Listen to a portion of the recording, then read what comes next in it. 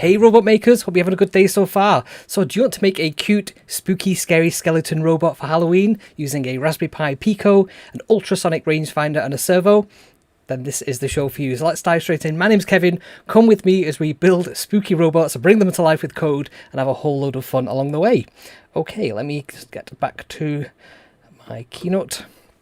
We can make a start. I had so much fun putting this together. I can't tell you. So yes, today we're going to create a spooky, scary skeleton robot with MicroPython. We're going to have a quick look at the 3D design, all the different parts. We're going to have a look at how to wire this up, and it couldn't be simpler. There's no soldering required. Everything just fits together with nice, simple DuPont cables, and all the components just play nicely together. No soldering, no kind of voltage dividers or anything required, if you have the right parts. We're going to have a look at the MicroPython code as well, just the bare bones code. And we're going to measure the distance using an ultrasonic rangefinder in MicroPython 2. We're going to do some live coding on that. So I'll have a demo, we'll have a play with the robot, which is sat right next to me. And if you're watching live, you can join in the live Q&A after the main show. So I shall see people in the chat then. Okay, so my favourite board game when I was growing up was called Ghost Castle, and it's one of these things that sort of stays with you for a long time. I absolutely love this. So you had this like board game. It was like shaped like a castle, kind of like a castle-y shape in the middle, and you'd sort of work your way around the board, rolling the dice. And if you standed on a scared, was it a ghost square, you had to sort of drop this ball, and it could go one of 4 different ways into each of the rooms. And if it knocked you over, then you had to put this little scared stiff mask on, and you had to sort of roll a 6 before you could remove that from and then carry on playing. Absolutely love this. I love the sort of spooky theme for it. So this is one of the things that's kind of stuck in my psyche, I think, and it's probably resulted in this, I think, we have created today. So let's have a quick look at the 3D design. And all the STL files are available on kevsrobots.com as well if you want to download these. I'll just put an article up this afternoon for that. So the first piece is the bottom design. I've got actually a previous version I created for this. So it's a tiny little piece, and this is going to hold in place our servo. The servo is just going to fit in there. And it's got some other things such as some M3 holes to screw in little nuts, little captive nuts, and we can put some M3 screws through there to hold it all together. There's 2 little channels either side as well, and we'll have a look what those are for in a second.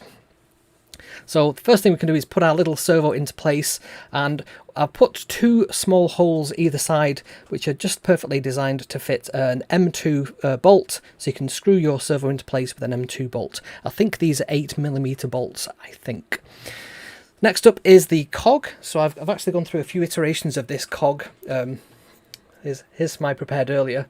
The first one I did, I forgot to put like a little channel for the servo horn to go through, so you can see on that's actually got one. And this one wasn't quite tall enough. I've just made it a little bit taller on the finished model.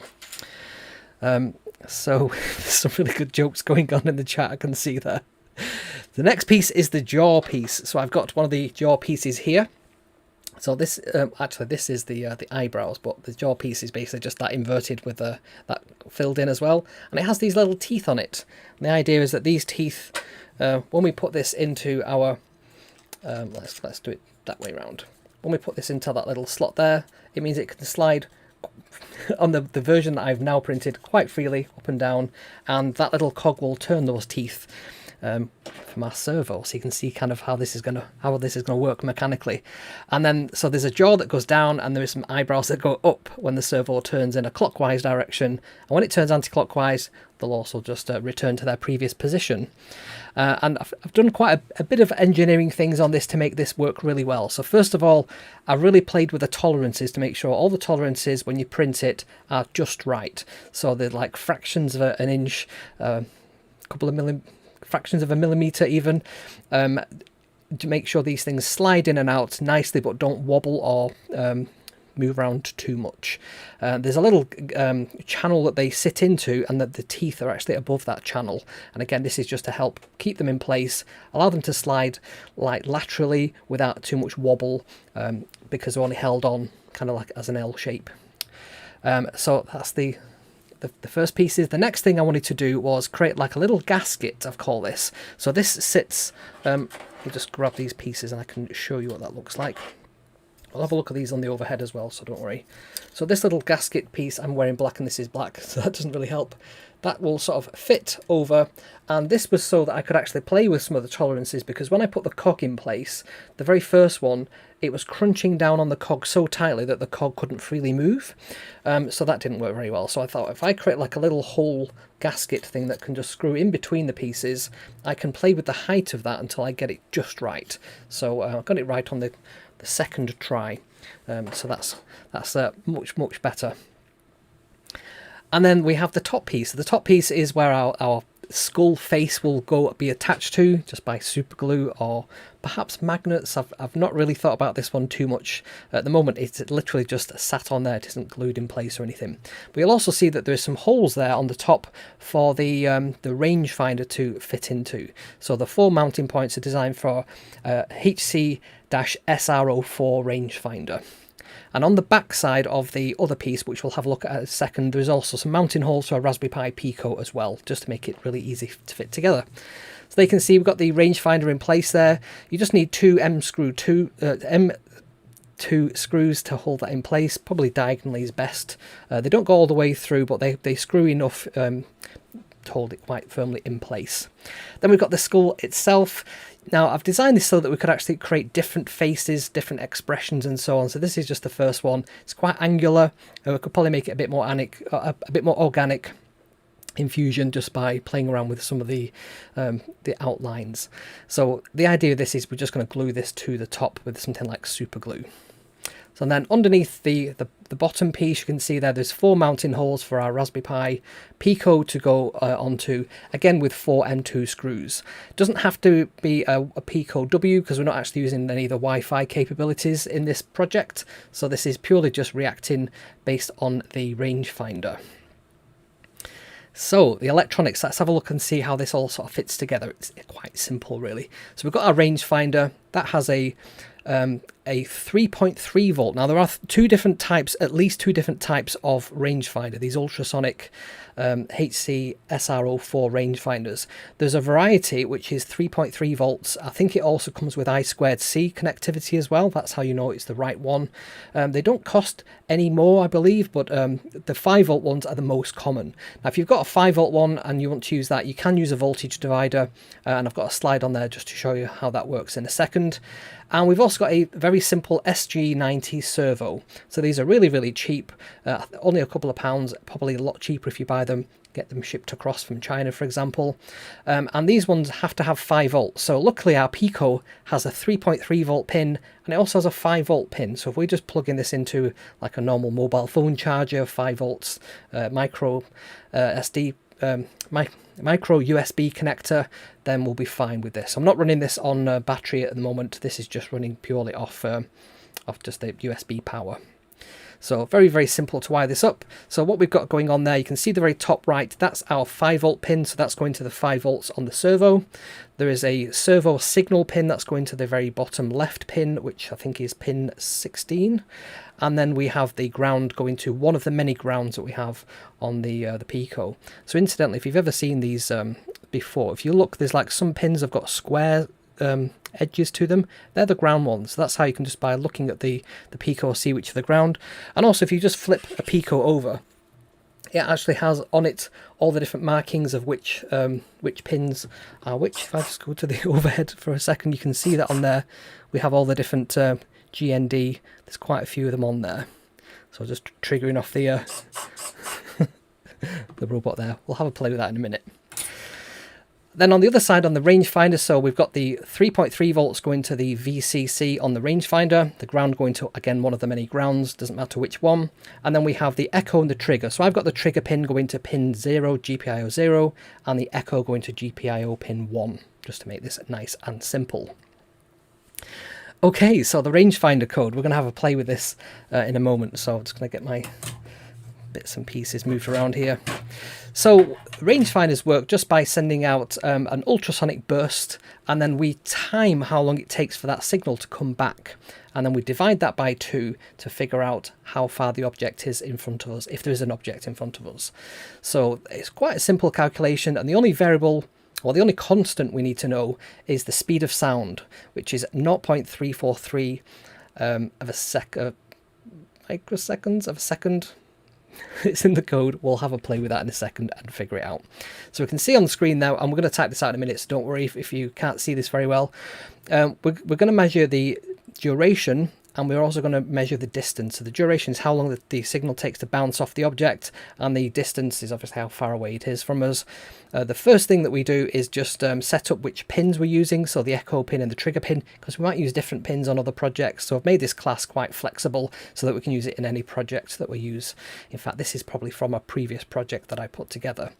And then we do a couple of things. So in that ping function there, you can see that the first thing we do is we set the trigger pin to low. We just wait for 2 US, which is microseconds, I believe, and then we make the trigger go high, and then we make it go for 5 seconds, make it go low, and at that point we then set 2 variables, signal on and signal off, to 0, and then while the signal, the echo pin is 0, we start the signal on, and we grab the time, which is ticks US. So that grabs a time code. It's just a series of numbers, and it's changing every millisecond, every microsecond. So we grab that, and then once that value is 1, which means that the echo has come back, we can then set the next thing, which is the echo pin value to 1, and set the signal on, and then track these microseconds again. If we then just take the signal on from the signal off values, what we'll be left with is an elapsed duration, and then we can then just say that the duration is the elapsed microseconds. We can then work out the distance by just multiplying that elapsed time by the speed of sound, 0.343, and then dividing it by 2 because the sound's bounced off an object and come back, so it's actually travelled twice as far. And we can return that distance. So that's what we are going to do in a second. Now, quick look at rangefinders, just in case you've not come across these before. Like I said, there's at least 2 versions. There's the 5-volt version, the 3.3 version. I think sometimes it's described as the L variety if it's got the low power. So you might see it described as a HC-SR04L. That's, I think, what I searched for to buy mine. It's got 4 pins. So we've got the echo pin, the trigger pin. We have the voltage, 3.3 volts, up to 5 volts, and we have the ground as well. Now we don't want to send 5 volts back to our Pico because it only accepts 3.3 on each of the GPIO pins, and if we send it 5 volts, it won't live very long if we do that. It'll just burn out that particular part of the chip, and it probably won't work anymore. So this is how rangefinders work. I created this animation years ago, but it's still relevant to today. So it's got a little Smars robot there. So it sends out its burst of ultrasonic sound. So we've got a distance there of 30 centimeters. There we go. It's going to bounce off the object and it's going to travel back. So that took 17.64 milliseconds. I'm going to say milliseconds, yep. And the distance was 30 centimeters. The time to the object was 8.882 milliseconds. So if we times that, we divide the 17.64, divide that by 2, we get the 8.882 milliseconds. So that's how we know roughly that the object is 30 centimeters away. As you can see, there's a bit of rounding going on, but it's pretty accurate for what we need. Okay, so the rangefinder circuit, if you haven't got the 3.3 version and you want to use a 5-volt version, you can just use 2 resistors, a 1K resistor and a 2K resistor. And you essentially just, from the trigger pin, put the 1K resistor in series with that. Then at the point where you want the cable to go back to the pin that's going to be the trigger pin, you then put a 2K resistor at that joint, and that goes across to ground as well. And what that essentially does is chops down the voltage to 3.3 volts. It's quite clever how it does that. So ignore the rest of those other rangefinder and echo pins. That's from another project. So go with the ones that we've already talked about. Okay, so if you like what I do, you want to help me out, you want me to do more of these kinds of things, give this video a like, drop me a comment, let me know what you're doing for Halloween, if you're doing anything, any projects for Halloween, and also subscribe to the channel. It really helps grow the channel, makes more recommendations on the YouTube algorithm, and other people get to see the stuff too. And I do go live every single Sunday at 7 o'clock GMT. We're very nearly in GMT. We're in GMT +1, British summertime at the moment, but at the end of this month, it goes back to 2 GMT, and this slide will be true then. So join me if you can. Okay, let's go for a bit of a demo. So the first thing we're going to do, let me just go over to me for a second while I get Thonny up. I'm just going to create a new file. Okay, let's just make this a little bit bigger like so. You can see it's still running some other code there, so I'm just going to stop that. Right, so what we're going to do, we're going to create the rangefinder code first of all. So what we need to do is say from machine import pin, and this will allow us to interact with some of the GPIO pins. We're also going to use time, so from time import sleep, US, ticks, MS, and sleep, I believe. And what we're going to do, we're going to create a class. I always like to create classes. It makes everything nice and tidy. It means our code's nice and reusable. So we're going to call this one with a capital R range finder. And we're going to create two variables which are trigger and echo. So trigger equals, and this is where we need to use that pin. So pin dot. So this is going to be pin 0. Now we can do this a couple of ways actually. We can either just say let's just use pin 0, or we can let the user define what that is. But I'm just going to set this to begin with to be what I want it to be for this particular instance. So that's going to be pin 0. We then need to make this an output pin, so pin.out in capitals. Then the echo pin, this one is going to be on pin 1. Just need to get rid of that dot there, I don't know why that's appeared. And let's just go for pin 1, and this is going to be a pin.in. It's going to read in from that. Right, now we need a function to work out the distance. So let's just type in distance. And because we're creating a class, this just has to refer to itself so it can access the trigger and the echo function variables. Right, so what we're going to do, this is going to return the distance in centimeters, because I find that easier to work with. I think that's the convention there, isn't it? Okay, and what we're going to do now is we're going to set the signals, signal on and off to 0. So let's do that. So signal on equals 0 and signal off equals 0. They're going to be our two timers before we start and then we stop, and we can take the two and get the elapsed time. Right, so then we need to reset the trigger. So we need to do self.trigger equals 0. Sorry, dot low, and that will make it go low. And then we want to sleep US for 2 milliseconds. I can never remember which US is, which MS is. MS is milli.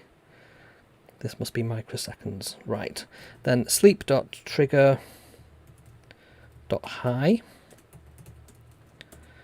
Then we want to sleep. So this is actually sending out the pulse. We want to sleep for 5. And then what we want to do is then set that to low again. So trigger.low.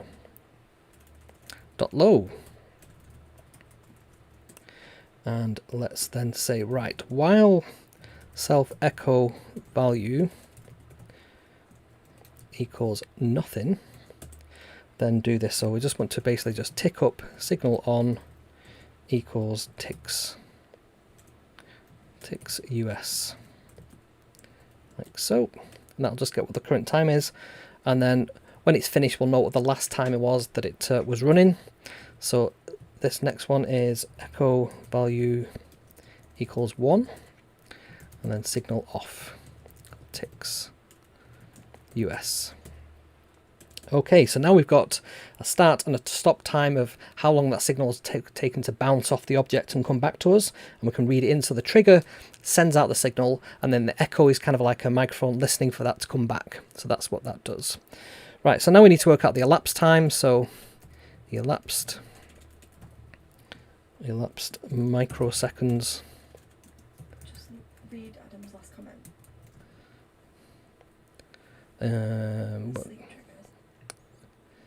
Sleep triggers. Type self. Yeah, self is correct. What we need to do. Self.trigger. So the self refers to this trigger here, and That's why we need to use self, because we're in a function and we get at that class variable through the word self. So that should be correct. If it doesn't work, we'll get an error message in a second, and we can troubleshoot from there. So elapsed microseconds equals signal on minus signal off. Like so. Then we then say the self. Let's just do that. Self dot duration equals elapsed microseconds. So we could have just bung that into there directly, but I just thought it was tidier to do this. So we're calculating it there inside this function, and then we're setting the class variable duration to be equal to that, just in case we wanted to use that in some other code. And then we say self.distance. We're now going to work out what the distance is by using the distance to object equals, and it's the elapsed time.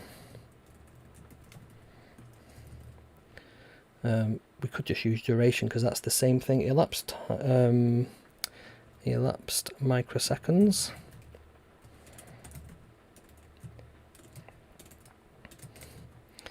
And then let me just move my head out of the way for a second, because what's going to happen now, we're just going to multiply that by the speed of sound, so 0.343, and then divide by 2, because we want to get the distance to the object, not the distance to the object and then back again off it.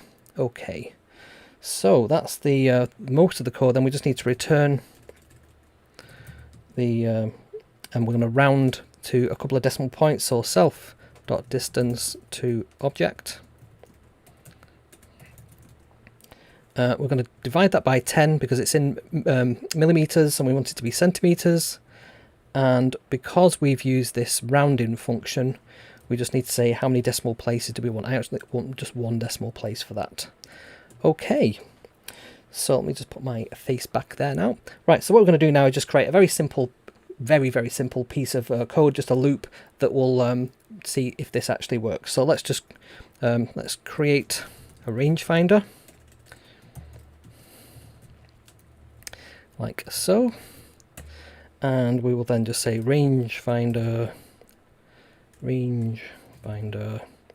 equals, and then we're going to use that class we've just created, rangefinder. So that's in capital letters, that's the class name. And then we can say while true, so just keep doing this. And then we want to basically just get the distance. So distance equals rangefinder.distance, like so. We can then print that to the screen. So if we do an f string, we talked about f strings last week. So distance is, and then the variable distance in the little squiggly brackets, the curly braces. And then we'll get it to do a sleep for 0.25. Right, let's see if this actually works then. I'm going to save this, just call this test 01, something like that, test01.py. Right, let's see if I've got any typos or anything. Right, ticks US isn't defined. Ticks US, not MS. That's what I did wrong there. Let's try again. Boom, right. So we're getting a number there. That doesn't look correct at all. So let me just stop that and have a quick look through and see what's going on there. So it's probably something to do with this calculation here. So we've got the signal off, signal on, there we go, that's why. Signal on minus signal off. Let's try that again. Right, that still doesn't look correct because that's a negative number. So why is that wrong? Let me have a quick look there, see what is going on. So signal, right, I've got my offs, my ons the wrong way around. So if I just change that to off and that to on, we should get a positive value now. Right, that's still too big as an, oh no, that's actually correct. Right, so I've got a ruler. We can actually see if this is correctly working out distances and so on. Right, so let me go over to here, and I've got this ruler, and what I'm going to do, I'm going to put it, let's put it that way round so that the start of the centimetres is very close to the rangefinder. I'm going to bring my hand closer, so my hand is now about 10 centimetres now in front of the rangefinder. Let me try and get that accurate. There we go, about 10. I'll move that down to, and you should be able to see there, about 4. Moving around as I do this, and so on. So getting much smaller, move my hand all the way back, and there we go. So we're getting, if I move everything out of the way, it goes to about 30 centimetres. It's actually getting much further than that, isn't it? Yes, it's, you can see me up here in this top window. I'm probably about 50 centimetres at that point. If I come down to here, that's about 30-ish. So there's a bit of inaccuracy, but not too much. And then I move my hand even closer and closer, and then we get to a point where I'm almost obscuring. It has to actually have some distance to be able to send it out and receive it back. But that's working pretty well. Quite pleased with that.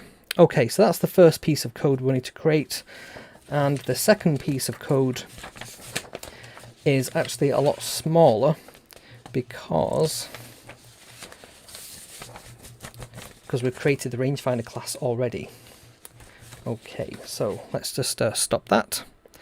And let's create another piece of code. Right, so this is going to be the code that is going to make our robot come to life. So this is going to use the servo. It's going to use the rangefinder class that we just created, and it's just going to trigger that servo based on what we send it. So I'm using a versioned MicroPython from the Pimroni website. So this is the batteries included Pimroni MicroPython build. The reason I've chosen to use that is because it has a really great servo function built in, a servo library. I have previously created a servo library. Interestingly, so Adam says, sounds like your microphones are picking up the low frequency pulses. Really, can you hear them on there? Can you hear that in the background? I'd be interested to hear what that sounds like on the playback. So yes, the reason I've chosen to use that is because they've got the libraries built in. You can get servo libraries that work with MicroPython that don't require that batteries included one, but just for speed and because it's been really tested well, I thought I would go for this instead. Right, so let's go over to Thonny. We're going to create a new piece of code. So let's call this one test 2. And this one's really quick. Right, so let's start out by working out what the max, well, we're going to specify a max angle, or angel if I spell it incorrectly. So I've arbitrarily found out that that's 70 degrees. Then there's going to be a minimum angle, and this is what we want the servo to spin from and to, just to limit that. If it goes too far, it'll just strain the motor, and the motor will, you'll feel it get hot. And then we want a distance to react, so I'm going to call this the scared distance. So I'm going to set this to be equal to 30 centimeters. Right, so we're going to create a new class which is called bare bones, because this is a nice bare bones program. So the first thing we're going to do, let's see, we're going to say, so we use our init function. That's the first thing that classes always use. We need to have the word self in there as well. And we're basically just going to create a servo. So we'll call this self servo equals servo, and this is on pin 16. So what I need to do at the top there is just import. Let's go on there. Let's go to the top of the screen there. Import from servo lowercase, import servo uppercase. And again, that's because I'm using the Pimroni batteries included. If you go to github.com/Pimroni/Pimroni-Pico, you can go to the releases and you can download the firmware and flash it very simply. Just hold down the little button, little white button when you plug the USB thing, and you'll see it will pop up on your drive saying like RP2, and you can just drag that file across that you've downloaded, and a couple of seconds later you're now using the new firmware. Okay, so then we also need to bring in the rangefinder. So from rangefinder import and then rangefinder. So I've saved that code that we've got there, rangefinder, the thing that we built in test 1. I've just saved it out to a file that's called rangefinder. It's the exact same code, and then you just need to make sure you right click and upload that to your Raspberry Pi device, because when it runs this code, it needs to find that locally. So we just need to have that, and we're just going to bring in from time import sleep. Okay, right, let's create this scared face. So scared face, scared face. So this is going to be when our robot is scared, this is what we want it to do. So we want the self.servo to go to the max angle. We can print I am scared, like so, to the terminal.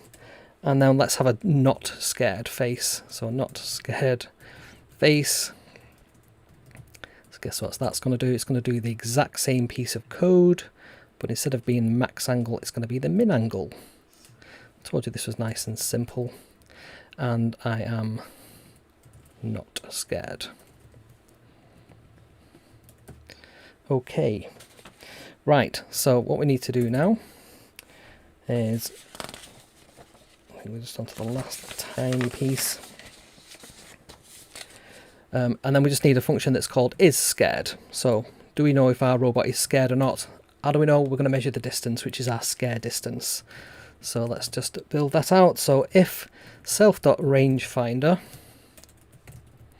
which we created, where did we create that? I think we need to create that somewhere. Just checking my code. Yeah, so what we need to do just up here, rangefinder equals rangefinder, like so. And that means that this works now down here. So if rangefinder dot distance is less than equal to our scared distance, which we defined up there, scared distance, then do something. Then return true. True. Else return false. Return false. Okay, I'm all fingers and thumbs at the moment. Right, and then our main program is just a couple of lines. This is 5 lines. So we're going to say while true. Oops. What is going on? While true, if skeleton dot is scared. I purposely picked my function names so it would read really nicely. So if skeleton is scared, skeleton dot scared face with an E in there. Scared face. So it's going to run that scared face. Else skeleton not scared face. And then let's just sleep for, I think, 1/4 of a second just to make it a bit more reactive. Right, let's see if I've got any typos in that. Skeleton isn't defined, so in my main program, I just need to, just above there, say skeleton, skeleton equals bare bones. Bare bones. Okay, let's run that. Bare bones isn't defined. Bare bones, so the convention is that you use uppercase letters for classes. So let's run that. Skeleton scared face is not defined. That means I've not put a full stop after the word skeleton. There we go. And servo object isn't defined, so let me just find that from servo import servo. And then I've just done self.servo equals 16. So that's getting stopped. I bet I've not put the word self in there, have I?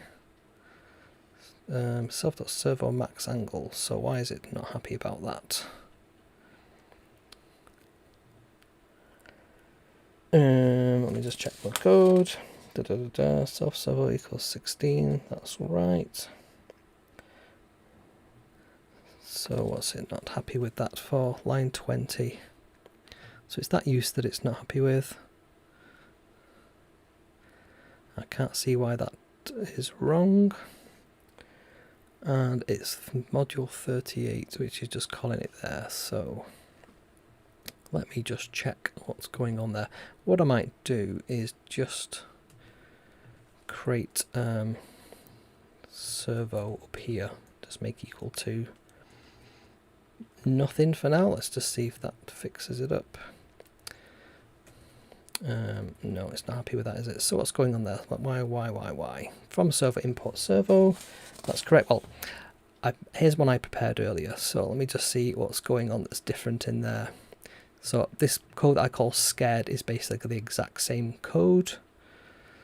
So let's just run that and see what happens. I must have had a typo in the other one. I'll have a look in a second, but I just wanted to demonstrate that this does actually work. Right, so he says, I'm not scared. And at about 30 centimeters, if I hold up my ruler and I move my hand beyond that point, he's now scared. And if I move back, he's not scared. Scared, not scared. If I just hold that up to the camera, you can see it a bit more. And I move my hand. Let's definitely need to get it in line with the actual sensor. There we go. Scared. Not scared. Scared. You can see he's towards the camera. Yeah, it's wherever he's pointing. So I point it that way. It's just because you can't really see it very much that way. So there you go. If I'm pointing it up like so, it's actually the camera is setting off there. There we go. So I've got my hand directly over, and then not. So eyebrows raise, the mouth opens. So the idea with this is that we can have this, you know, on display during Halloween, and as people sort of reach for something, maybe it's like a bowl of candy or something in front of the little face, then as they grab for it, it'll go be exclaimed. Yep, the eyebrows are fabulous, aren't they? What's nice is they really retract underneath. There you go. It's just triggering the camera's actually triggered it off there. Love it. So much fun creating that. Right, I'm just gonna leave that running now. Actually, let's go back to our slides and see. So that was our demo. Right, so if you want to continue the conversation at a sort of deeper level, why not just join our Discord server? So if you go over to kevsrobots.com/discord, you'll find a link, sign up link there, and you can join our Discord group. If you want to follow me on social media, so I'm all over social media posting crazy things. I did a little video clip of this robot, and that's really performing well, as they say. So yeah, if you check out Kevin McAleer on Instagram or at KevsMac on Twitter, then you can find me and my crazy posts there. Cool. If you want to help support the show as well, you can do a super thanks. If you're watching this on replay on YouTube, there's a little super thanks button at the side of the screen next to the like and subscribe buttons and the bell hint. And if you're watching this live, you can also do a super chat as well. So I'll just make sure I've got my super chat buttons switched on. There we go. Cool. And you can also head over to kevsrobots.com/coffee if you want to buy me a coffee, or you can join the YouTube membership program as well if you like. That helps out. So got Richard just subscribed to the channel. Thank you, Richard. Okay, and let me just go to the next one, which is, yes, the supporters. So let me just move that one out the way there. If you want to join the Robot Overlord army, you can go over to kevsrobots.com/credits and you can get your name in the credits just at the side here. So you can see who we've got, who's either bought me a coffee, they've become a member of our YouTube program, or they've joined the membership over on Buy Me a Coffee as well. So I've got quite a few people there. Thank you absolutely to everybody that supports me and helps me grow the channel. Okay, so I think that is everything there. Okay, and yes, that's the show done. We can have more of a play with our little robot friend over here. There's another shot of him just going crazy there. Moving back a bit.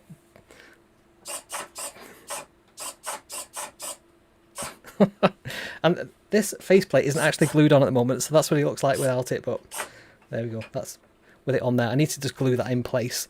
And these are a few pieces that I created beforehand just to sort of demonstrate how all this fits together. So we've got our little servo that we can go to the overheads pull easier to show this. So I've got the servo there. You can see that just goes that way round, and there's two little screw holes there for M2 screws, that just presents just nicely there. And we can get one of our pieces like so, and as that turns you can see it will raise and lower. On the version I've 3D printed, these are really smooth and slick. On this particular one, I think it's a little bit sticky there. There we go. And then we've got the little gasket piece that just fits over like so. You do need to trim down the servo horn a little bit just so that it fits into place there. What I found is it's easier to just put this in place and then sort of squish it down like that so that it's locked into place. And then you can when the servos are screwed into place, that will also just pop on there.